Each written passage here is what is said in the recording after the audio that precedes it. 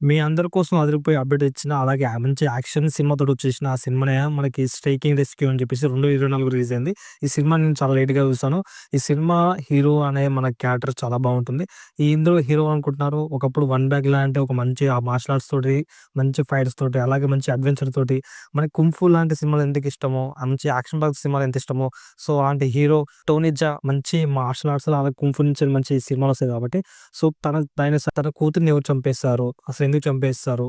తన వృత్తేంటిది? తన భార్యకి నంబర్ 1 ఈ సినిమాలో అయితే యాక్షన్ పార్ట్ చాలా బావుంటుంది. 'టోనీ జా' ఎంట్రీ ఆయన కొంచెం డీప్‌గా ఎళ్ళడం, కొన్ని ఎమోషన్స్ టచ్ చేయడం చాలా బాగుంటుంది. నేరేషన్ చాలా బాగా ఇచ్చారు.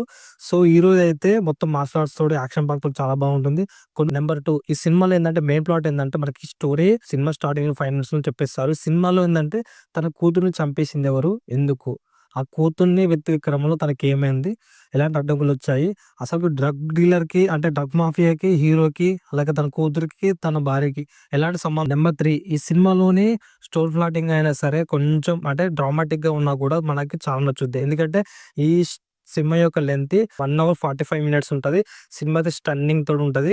మీరు చూసే యాక్షన్ అడ్వెంచర్ చాలా చాలా బావుంటుంది. ఎందుకంటే ఇందులో డ్రగ్ డీలర్‌తో పాటు కొన్ని ఎమోషనల్ అయితే క్యారీ చాలా బాగా చేశారు. నంబర్ 4 ఈ సినిమాలో స్టార్టింగ్ నుంచి ఎండింగ్ వరకు చాలా గ్రిప్పింగ్‌గా ఉంటుంది. చాలా ఎమోషన్ వైస్‌గా ఎళ్తారు. ఈ సినిమాలో ఏందంటే కొంచెం ఎమోషన్‌ని కొంచెం హ్యూమర్‌ని టచ్ చేసుకుంటూ అసలకి హ్యూమర్ అనేది అసలు సినిమాలో అసలు ఉండనే ఉండదు. హ్యూమర్ అంటున్నాను నేను.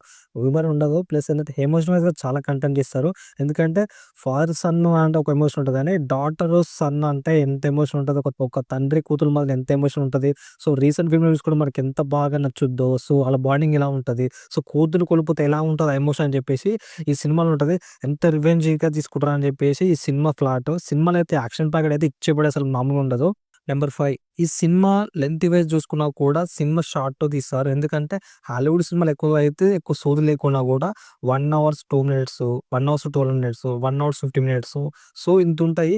Action, story, screen play so అలాగేందంటే మన డైరెక్షను సో ప్లస్ ఏందంటే ఫైట్స్ జస్ట్ ఎమోషన్‌తో క్యారీ చేసుకుంటూ ఫైట్స్ ఉంటాయి. ర్యాంప్ ఉంటది. ఇగ హీరో చెప్పే కొన్ని ఎలివేషన్స్ ఇగ వాళ్ళకి మధ్యలో ఉన్న కొన్ని సన్నివేశాలు, యాక్షన్ అడ్వెంచర్స్ అలాగే కొన్ని డ్రగ్ మాఫియాతోటి కొన్ని గొడవలు. సో, ఇగ ఫైట్ సీక్వెన్స్ అయితే చెప్పలేము. ఎందుకంటే టోనీ జా గురించి తెలిసిందే కదా! మొత్తం ఇచ్చి పడేస్తాడు.